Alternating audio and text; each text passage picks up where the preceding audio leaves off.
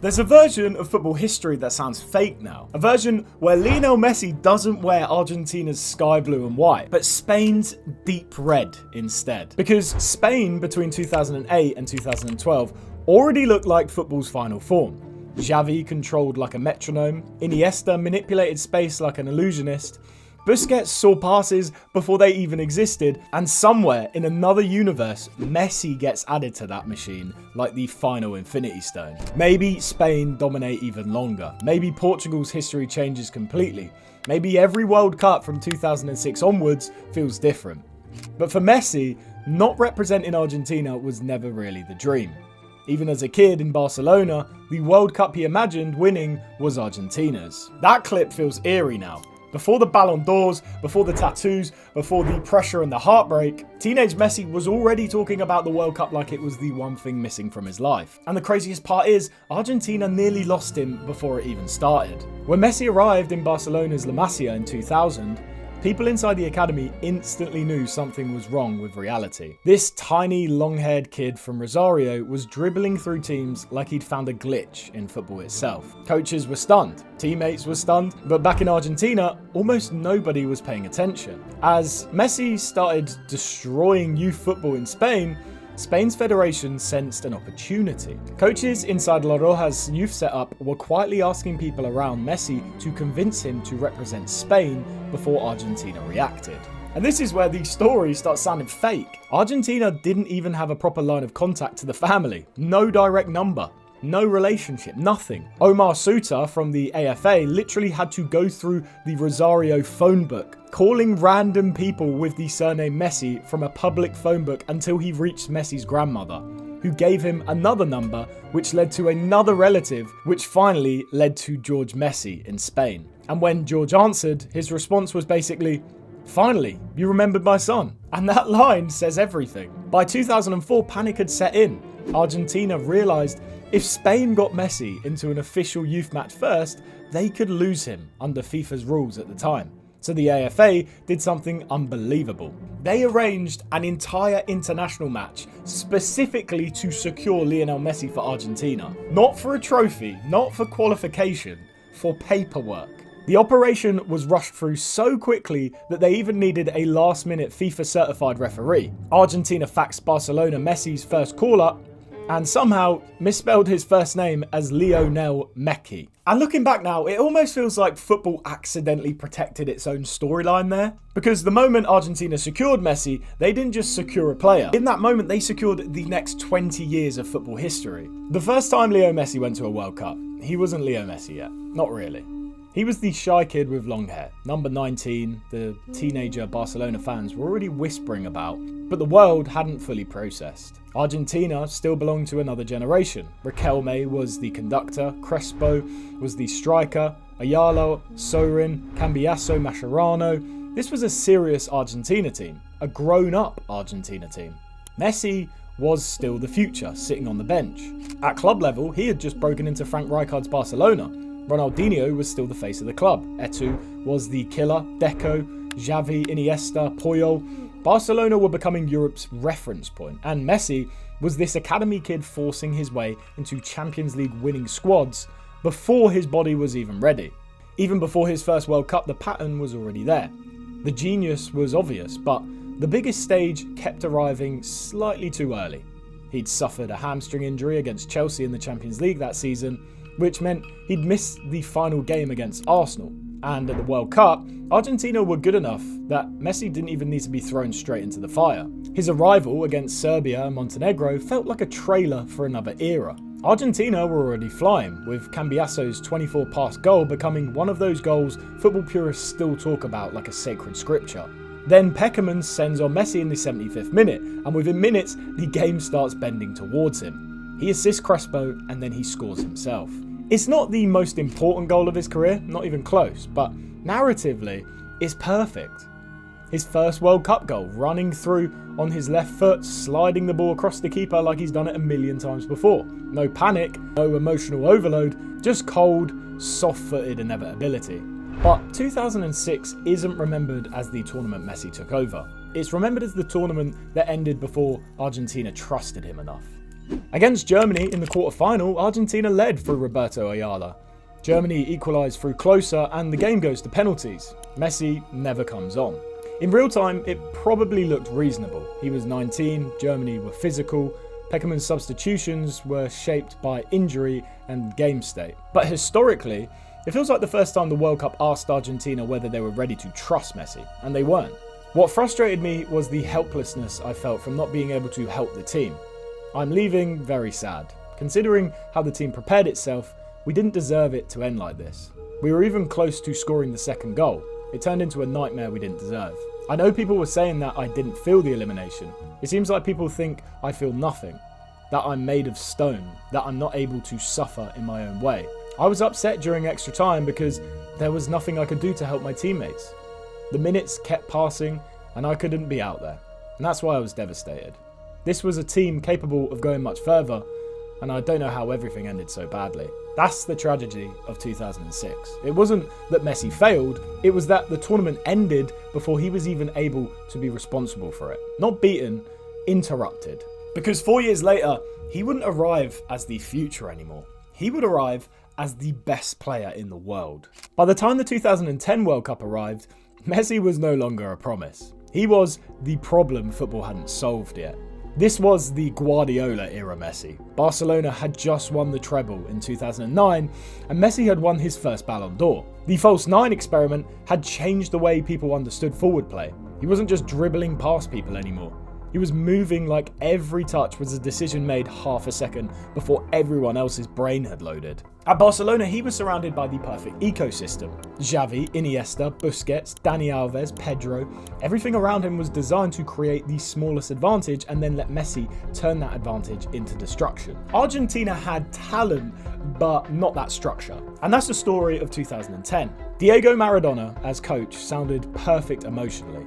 The greatest Argentine myth guiding the next one. But tactically, it was chaos wearing a tracksuit. Argentina had Messi, Tevez, Higuain, Aguero, Di Maria, Veron, Mascherano. On paper, outrageous. But there was no Guardiola structure, no positional play machine, no Xavi controlling the rhythm behind them. Messi was often having to drop deep to build attacks himself, and then expected to arrive in the box to finish them too. That's why his 2010 tournament is misunderstood. He doesn't score, which becomes a headline, but he isn't invisible. Against Nigeria, he keeps forcing saves against Vincent Anyema. Against South Korea, he constantly attracts defenders and speeds up attacks whilst Higuain gets the goals. Against Greece, Maradona gives him the captain's armband at 22, and it feels like Argentina are starting to understand that everything bends towards him. But the phrase that follows him is simple. Why doesn't he play for Argentina the way he plays for Barcelona? Which sounds obvious, but tactically it was lazy. Barcelona gave Messi a map. Argentina gave him a rescue mission. And Germany exposed that difference completely. The 4-0 in Cape Town is brutal because it feels like the future arriving early. Germany are younger, sharper and more coordinated. Every Argentine attack feels emotional. Every German attack feels rehearsed. Messi drops deeper and deeper, trying to escape traffic, trying to create more from midfield, trying to make a broken structure function all by himself. But Germany don't give him that romantic version of football. They give him distance, pressing, transitions, ruthless timing. And this is where the World Cup becomes Messi's burden, because 2010 should have been his prime arrival. The best player in the world, coached by Maradona, wearing Argentina's number 10, ready to take over the whole tournament. The honest reading isn't that Messi failed, it's that Argentina failed to understand what Messi needed. They had the most attacking footballer in the world, and placed him inside a team that played like emotion could replace this structure. At Barcelona, he was the finishing point of a system. With Argentina, he was asked to be the system. But 4 years later in Brazil, they got that little bit closer. Close enough to touch it. If 2010 was Messi arriving as the best player in the world, 2014 was something darker. This was Messi arriving with a mission. By Brazil 2014, he wasn't a kid anymore. He was 27, already a multiple Ballon d'Or winner, already arguably the best player of his generation, and still carrying that one question people used against him. Can he do it with Argentina? The timing was strange because Barcelona were no longer the untouchable Guardiola machine. Pep had left. Tito Villanova's illness had shaken the club. Tata Martino's season ended without the Champions League or La Liga. Messi had injuries and criticism, which sounds ridiculous now because he was still Messi, but the standard he had created was so stupid that a merely world-class season felt like decline. And Argentina weren't just going to any World Cup, they were going to Brazil, enemy territory with historic weight. Winning there with Messi would have been the cleanest possible answer to every debate. The group stage feels like Messi dragging the tournament towards himself again. He scores against Bosnia to end a 8-year World Cup drought, and he scores the 91st winner against Iran when Argentina looked completely stuck. Against Nigeria, he scores twice, including a free kick that almost feels casual. This is the Messi bargain in its purest form. The team can be blunt, the structure can be tense, the game could be dying, and he can still bend the entire result with one touch. The knockout rounds are less glamorous, but more revealing. Against Switzerland, he waits till extra time. He drives at the defence and then releases Di Maria up for the winner. Against Belgium, Argentina win 1-0 through Higuain in a much more grown-up performance. And against the Netherlands, the semi-final becomes a cage. Van Gaal's team respect Messi so much that the match turns into a tactical staring contest. Nobody wants to be the team that gives Messi too much space. Argentina win on penalties. Messi scores his and Sergio Romero becomes a hero. And suddenly, Lionel Messi is one match away from being a World Cup winner. But the final against Germany is cruel because Argentina actually have chances. Higuain has one, Palacio has one, Messi has one just after half-time. Running into that left channel, the angle opening for that far corner finish that he's scored 1,000 times. But this time, it slides wide. But then, Mario Götze scores in extra time. And the image of Messi walking past the World Cup trophy afterwards becomes one of the most defining images of modern football. He wins the golden ball, but he doesn't look honoured. He looks empty. Afterwards, he says Argentina would regret the chances that they missed for the rest of their lives. That's what makes 2014 so painful, because it wasn't a humiliation. It wasn't that 4-0 against Germany again. It was worse because it was closer. After 2006, people wondered what would happen when Messi became the main man. After 2010, people wondered why the best player in the world couldn't transform Argentina. But after 2014, the question became way more painful. What if that was it? What if Messi's best chance at a World Cup had come and gone? By 2018, Messi wasn't arriving at the World Cup with excitement around him anymore. He was arriving with emotional damage. The image of him staring at the trophy in Brazil still followed him everywhere. Argentina had lost back-to-back Copa America finals after that. The penalty shootout defeat to Chile in 2016 broke something in him psychologically. And when Messi sat in front of the cameras after announcing his retirement from international football, it didn't even feel dramatic. It felt like exhaustion. That's the important context around 2018. People remember the tournament, but they forget how emotionally ugly the years were before it. Messi wasn't protected in Argentina the way he is now. TV debates questioned whether he felt Argentine enough because he had left Rosario at 13. Former players questioned his leadership. Newspapers compared him to Maradona constantly, which was impossible because Maradona represented visible chaos while Messi represented internal pressure. And the irony is, at club level, Messi was still operating at an absurd level. This was post-Neymar Barcelona. Neymar had left for PSG, and instead of collapsing, Messi had become even more central to everything. Valverde's Barcelona wasn't Guardiola's machine anymore, but Messi compensated by becoming the entire operating system. Dropping into midfield, controlling tempo, scoring free kicks, creating transitions, finishing chances, carrying a team that was slowly becoming more and more dependent on him every season. Argentina looked worse by comparison. Their qualification campaign had been chaotic. Managers had changed, performances had collapsed. At one point, it looked like Argentina were going to miss the World Cup until Messi dragged them with a hat-trick in Quito on the final day. And honestly, that game should have warned everyone. If your qualification campaign requires the greatest ever player to rescue you on the final night, your team probably isn't stable enough to win the tournament.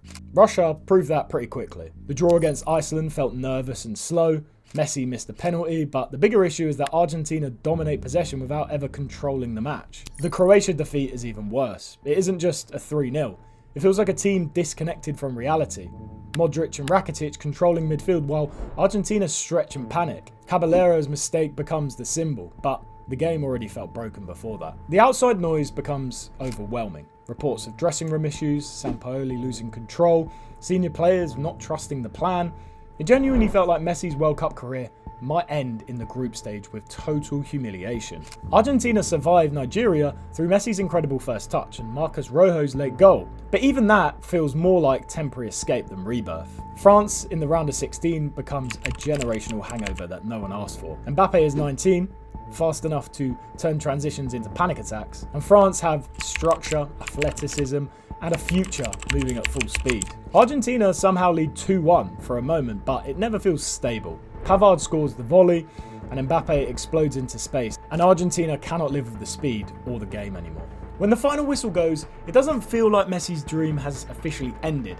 It just feels like time was caught up. And after Russia, people stopped talking about what Messi was going to achieve internationally. The conversations quietly moved towards what he never achieved. This strange thing about Messi's relationship with Argentina is that his greatest international period starts after the point most people would thought the story was over. After 2018, he looked emotionally drained by international football. The Maradona comparisons, the final losses, the criticism, the tactical instability, all of it had turned Argentina into this emotional burden he kept carrying. But after Russia, something changes, not tactically, culturally.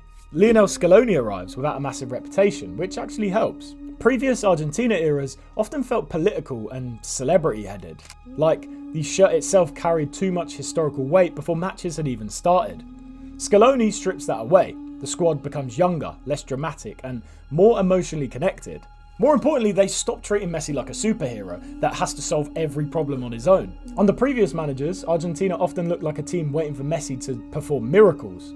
Under Scaloni, they start functioning like a real international side first. Compact, midfield, aggressive runners, emotional chemistry, defensive structure. Messi becomes the centre of the team emotionally rather than the emergency solution tactically. And meanwhile, Messi's club life is quietly collapsing. This is the Bartomeu era at Barcelona. Financial chaos, managerial instability, aging squad, Roma, Anfield, the 8-2 against Bayern, Messi carrying the attack deeper into his 30s whilst the structure around him weakens every season. And weirdly, all of that suffering kind of reconnects him with Argentina. For years, Barcelona represented perfection, whilst Argentina represented frustration. But now, Barcelona were collapsing too.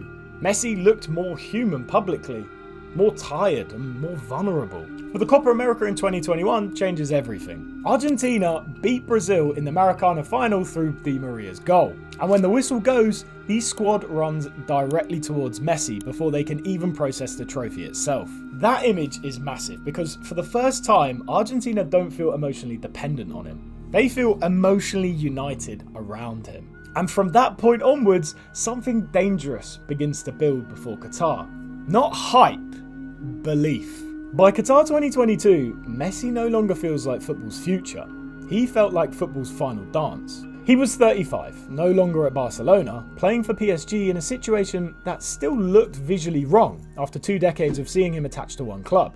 But emotionally, this Argentina team felt different from every previous Messi generation. Maybe less talented than 2006 or 2010, but healthier. Scaloni had built a squad that understood itself. The Pool did the dirty work beside Messi. McAllister and Enzo brought legs and control. Julian Alvarez pressed like his life depended on it, and Emi Martinez gave the team a slightly unhinged confidence tournament football almost requires. And Messi looked lighter emotionally than he had in previous years, but Saudi Arabia changed that instantly. Argentina had entered Qatar on a huge unbeaten run, and in the Saudi Arabia game, Messi scored early. The first half was looking manageable, and then Saudi Arabia scored twice. Argentina freeze, and the tournament flips upside down. And honestly, that defeat may have saved them. The tournament stops feeling like this coronation and starts feeling like survival again. Argentina becomes sharper emotionally, more aggressive, and more connected as a unit. The Mexico game carries unbearable tension because one more bad result could send them home early. Messi receives the ball from outside the box and drills it low into the corner, and the celebration says everything. Not arrogance, relief. That goal restarts Argentina psychologically. From there, the team grows into the tournament. Poland shows that they can survive Messi missing a penalty and still control the match. Australia gives Messi his 1,000th senior game and another low finish that feels almost routine because he's repeated it for 2 decades. But that Australia goal mattered for other reasons too. For years, one of the weirdest stats used against Messi was that from 2007 to 2015, across the Copa America 2011 and the 2010 and the 2014 World Cups, he hadn't scored a single knockout goal in senior international tournament level. And that had become ammunition, because even when he was carrying Argentina creatively, even when he was deciding games without scoring, that criticism was always waiting. Where are the knockout goals? So when he scores against Australia in his 1,000th career game, it wasn't just another neat Messi finish. It quietly kills the oldest narrative around him. The exact stage people said he never stamped himself on. Finally gets the most Messi goal possible. But the Netherlands quarterfinal is where the tournament emotionally detonates. Van Gaal's comments, the tactical fouls, the constant tension, the whole match feels angry. Messi produces one of the assists of his career for Molina, scoring the penalty. Argentina go 2-0 up, and then the game collapses into chaos after Weghorst's late goals. And afterwards, Messi delivers one of the coldest public moments of his career with "Que mira bobo." That moment also matters because it destroys the oldest myth that Messi lacked emotional fire for Argentina. Suddenly the whole world can see how personally invested he is in this run. Not because of young Messi's speed or because of intelligence, control or pacing. At 35, he manipulates the game before the dribble against Guardiola, where it genuinely looks like time bends around him for a few seconds. By the time Argentina reach the final, the emotional atmosphere around Messi has completely changed from 2014 or 2018. Before, it felt like Argentina needed him to rescue history. Now it feels like the entire country is there to carry him towards the ending. The reason the 2022 World Cup final feels different to almost every other match ever played is because it genuinely felt like football understood the script. Not in a fake way, but in this terrifyingly cinematic way. Everything surrounding Messi's international career had slowly built towards this exact image. The long-haired teenager in Germany, the tactical chaos on the Maradona, the final in Brazil, the retirement, the criticism, the feeling that Argentina had become this emotional punishment cycle he could never fully escape.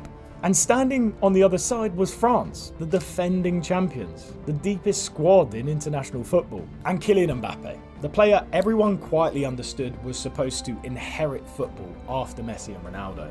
For about 70 minutes, Argentina played the best football Messi had ever been surrounded by at a World Cup. That gets lost because the chaos at the end overshadows it. But tactically, emotionally, structurally, Argentina were incredible. Scaloni completely outmaneuvers France early on. Di Maria stretching on that left side, McAllister and Enzo controlling transitions, De Paul suffocating the space, Julian Alvarez moving like a man possessed, and Messi finally wasn't carrying the team anymore, he was guiding it. Argentina go 2-0 up, and for a while, it genuinely felt over, which is exactly why the ending becomes so absurd. Football has never allowed Messi's World Cup story to be simple. France wake up for Mbappe, one penalty, then his volley seconds later. Within 2 minutes, the final completely changes temperature. Every version of Messi's international trauma suddenly reappears at once. The fear of collapse in 2018, the pain of 2014, this possibility of another cruel ending. Even when Messi scores again in extra time, there is almost a hesitation before celebrating because no one trusts this story to end kindly anymore. Mbappe scores another penalty, 3-3. The greatest World Cup final ever starts feeling psychologically unfair. And the reason Emi Martinez's save against Kolo Muani matters so much historically is because if that shot goes in, Messi's story changes forever. Not slightly, forever. Instead, the game goes to penalties. Argentina somehow feel emotionally stronger. France had the momentum, but Argentina had survived too many deaths in this tournament to panic now. And after all of it, Montiel scores, and Argentina win the World Cup. What makes this moment so powerful isn't just that Messi wins the World Cup. It's that everyone instantly understands what it means for the story. For nearly 20 years, Messi's career has been judged through the absence of one trophy. Even though he was already one of the greatest athletes the sport had ever seen. Every World Cup before Qatar felt like another chapter in an unfinished argument. Qatar ended that argument. And maybe the most beautiful part is how Argentina celebrated him afterwards. Not like a superhero finally proving himself, like a family protecting someone that they loved. The teammates carrying him, the streets of Buenos Aires completely collapsing into chaos, grown men crying on live television, old people hugging strangers, kids who had only ever seen Messi criticised for Argentina suddenly watching him become immortal in the shirt. It felt like the ending. Not just to Messi's World Cup story, but to an entire era of football. The image of him lifting the World Cup trophy in a bisht almost felt too perfect, like football itself had finally stopped resisting the obvious ending. And honestly, if the story had ended there, nobody would have complained. The perfect final chapter. The greatest player ever finally getting that one image missing from his mythology. But Messi never fully walks away from football, not emotionally anyway. Instead of disappearing into retirement after completing football, he then goes to America.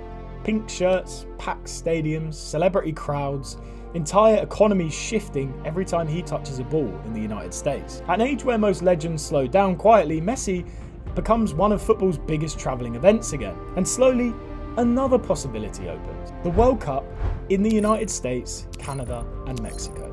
The same country where Messi's football celebrity has exploded since joining Miami. The same tournament that would allow him to defend the trophy. Maybe even the same tournament where Cristiano Ronaldo could still be there too. That's what makes this part of the story feel so strange, because Qatar felt like that perfect ending. But Messi kept going, not because he needed to prove anything, but because for the first time in his international career, football with Argentina finally felt joyful. But the strange thing about completing football is that life doesn't simply stop afterwards. Qatar looked like the perfect ending because in almost every sporting sense it was. The greatest debate football had ever known had finally found its answer. Lionel Messi had lifted the one trophy that had followed him throughout his entire career, and Argentina had finally given him the ending that he'd spent nearly 20 years trying to write together. For the first time since he was a teenager, every conversation around Messi became about what he had achieved rather than what he hadn't. There was nothing left to chase, nothing left to silence, and perhaps most importantly, nothing left to prove. Yet Messi wasn't ready to stop playing football. His move to Inter Miami wasn't the beginning of a retirement tour as many expected. It became something completely different. Football almost looked fun again. The relentless pressure of Barcelona had gone, the weekly expectation of carrying a Champions League contender had disappeared, and instead, stadium after stadium across the United States simply became places where people wanted to say they'd watched Lionel Messi before he was gone. At an age where most legends quietly fade away, he somehow became football's biggest attraction all over again. And maybe that's why his Argentina story never really ended either. Because when the 2026 World Cup arrived, it wasn't a farewell tour. Argentina arrived in North America as the defending world champions, carrying the confidence that only comes after knowing they'd already climbed the mountain once before. 4 years earlier, Messi had arrived in Qatar trying to complete football. This time he arrived as someone trying to enjoy it one last time, surrounded by a generation of teammates who no longer depended on him to rescue them, but still looked towards him whenever the biggest moments arrived. And somehow, at 39 years old, he was still delivering them. From the opening game against Austria, it became obvious that age had changed Messi's game without ever really solving it. He no longer escaped defenders over 40 yards like the teenager from Germany or the Ballon d'Or winner of Barcelona's golden years. But he didn't need to. His understanding of space had become so complete that he often seemed to arrive where football was going before anyone had even realised it. He scored in the opening match before producing one of the great individual performances of the World Cup against Algeria, celebrating his 200th appearance for Argentina with a hat-trick that somehow pushed him even further into football history. By the time the knockout rounds arrived, the conversation had completely changed. This was no longer about whether Lionel Messi could still contribute at a World Cup. It was about whether a 39-year-old was somehow producing one of the greatest tournaments of his entire career. And the deeper Argentina went, the more familiar everything started to feel. Messi continued to decide matches in a way that he only ever seemed capable of, eliminating Switzerland in the quarterfinals before producing another 15 minutes of excellence when needed against England in the semi-finals, coming into the final with 8 goals and 4 assists, as records that once seemed untouchable continued to quietly fall around him. Yet almost every victory arrived surrounded by more controversy. Refereeing decisions became international debates, social media filled with accusations that FIFA wanted their defending champions back in another final, and once again Messi's football was fighting against narratives that had very little to do with his game. It was strangely familiar. Even after everything he'd achieved, football still found a way to make Lionel Messi the centre of every conversation. But waiting in the final was a story that no one could have ever invented. Spain. Not just another opponent, but the country that made Lionel Messi the footballer the world fell in love with. When Messi left Rosario at 13 years old, he didn't simply move clubs. He moved countries. He grew up in Barcelona, learned the football inside La Masia, and was shaped by Spanish coaches, Spanish teammates, and the Spanish style of play that would eventually dominate world football. As we know, in another universe, Leo Messi spends his entire career wearing red instead of sky blue and white. Instead, after more than 25 years, the final World Cup match of his career came against the very country that had raised him. And football somehow found even more layers. Standing on the opposite side was Lamine Yamal. 19 years earlier,